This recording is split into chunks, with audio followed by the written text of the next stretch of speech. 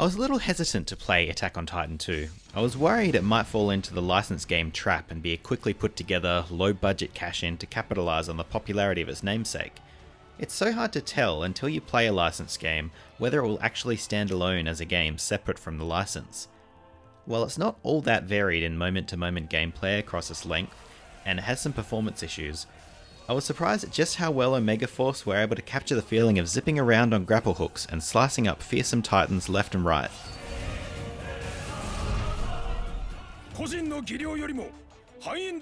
The world of Attack on Titan is an interesting one, full of action and political intrigue. All surviving humans live inside a huge walled city. Outside the walls, titans roam, fearsome and bizarre giant humanoid figures seeming to harbour little intelligence but the desire to consume humans. It's into this world that we create our own character, who will form part of an elite regiment that protects residents from attack as well as venturing outside the walls. The character creation system is reasonably robust. You won't be able to make just any anime character you could imagine, but it has a wealth of options that let you create a character that fits right into Attack on Titan's world. Once you've created this character, they follow along the story of both the first and second seasons of the anime, interacting with major characters, developing friendships, and taking part in nearly every important action event of the story so far.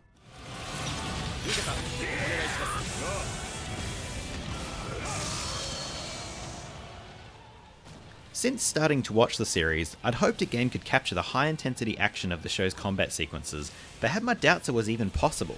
After all, the characters zoom around on battlefields on grappling hooks at high speed, effortlessly slashing at the napes of titans, and I fully expected the 3D movement would be too complex to translate down to a simple controller. I'm glad to say I was wrong on that front.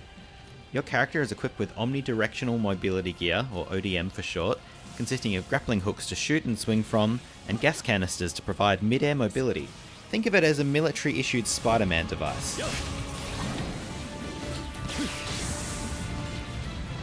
As titans are gargantuan, the gear is used to fly up to their level and slash at their weak napes, as well as to stay one step ahead of their attacks. Control of your character in battle is surprisingly easy to grasp once you've had a little time to get to know your capabilities. Double jumps can be boosted for distance by using some of your gas, grapple hooks can be fired if there's an object nearby to grab onto, and then used to swing around at great speed. If there aren't any objects nearby to grapple onto, you won't be able to use your grapple hooks, but you can often call a horse to your side and cover wide open spaces with that.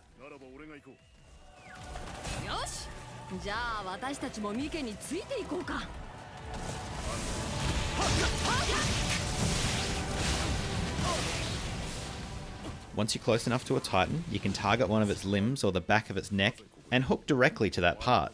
Once hooked on, you can move around in the air to adjust your angle and avoid swipes or obstacles, then close in for a slash at whichever part you've targeted. It feels pretty incredible to string all these pieces together.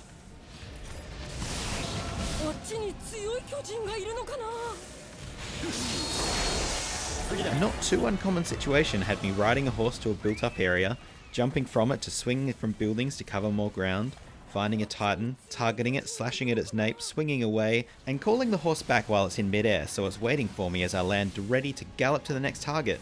It's a hell of a thrill.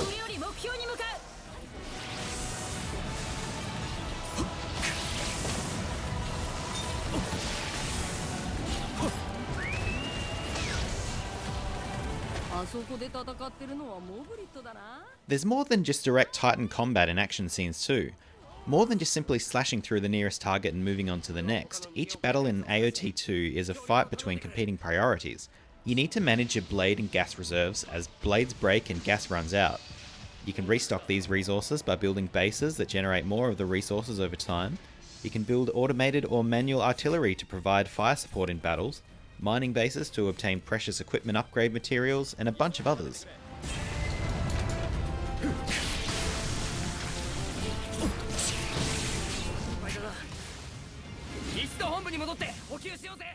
More often than not, you'll have a major objective that if failed will make the mission a failure, but alongside this will be side objectives that if pursued can result in an advantage in the main objective.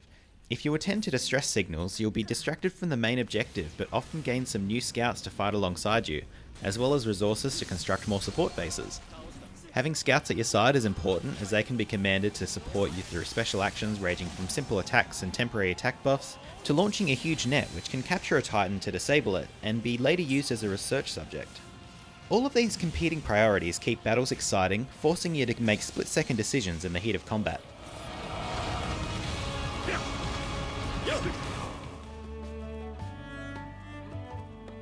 Between action missions, you're given a short moment to rest and get to know your fellow scouts a little better. It's a very light social sim experience, consisting of conversations with characters with occasional reply prompts which will boost your friendship to differing levels, depending on how your reply is taken. It's definitely worth pursuing these character friendships. Firstly, they uncover small character-specific stories, some of which aren't even seen in the anime or manga.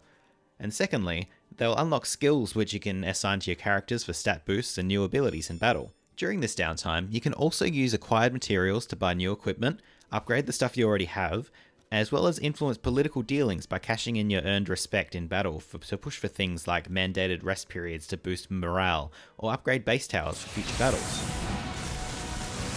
If there's one thing to complain about with A.O.T 2, it's performance. Things can get really bogged down during heated fights. It's understandable. Battlefields are immense and full of little humans flying about around huge lumbering titans, but particularly when you're close up with a titan and using gas to boost for an attack, things can slow down pretty dramatically. I never found it impeded the gameplay experience personally, but it did feel like the game was pushing the limits of the Switch's power. In certain sections, the level of detail on environment seems unreasonably low as well. I imagine this is done to give the characters themselves the most graphical detail, but low resolution textures and low poly buildings can really stand out if you're paying attention. Luckily, I didn't find this a bother during gameplay since you're moving so quickly anyway, that it can drag down the visual appeal of more dramatic cutscenes. In positive news though, handheld gameplay doesn't feel compromised compared to playing in docked mode. Gameplay is generally smooth, aside from the slowdown I mentioned before, which seems similar between modes, and the game looks pretty sharp in handheld as well.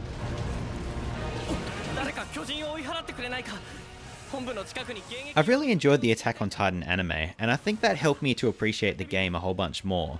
It's hard to recommend to people unfamiliar with the show or the manga, since, while it follows along with the story, you miss out on a lot of the political intrigue that makes the events more meaningful. But if you are a fan, Attack on Titan 2 is pretty great.